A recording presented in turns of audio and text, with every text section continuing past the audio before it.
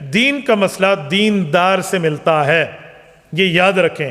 دین کا مسئلہ انجینئروں سے نہیں ملتا، انجینئرنگ کرنے سے نہیں ملتا۔ انجینئر کا کام ہوتا ہے سڑک بنانا، اس سے کہو سڑک دیکھو، ہاں بھائی سیدھی ہے، نہیں سیدھی نہیں ہے، سپیڈ بریکر ہے جی نہیں ہے، پیلی لائن لگائی ہے اجی سفید لائن لگائی ہے، آپ اس نے سٹاپر لگایا یا نہیں لگایا، آپ اس نے بریک لگائی ہے، بریکر کیسے لگایا کیسے نہیں، یہ اس سے پوچھیں۔ ان کا کام دین کام نہیں ہے۔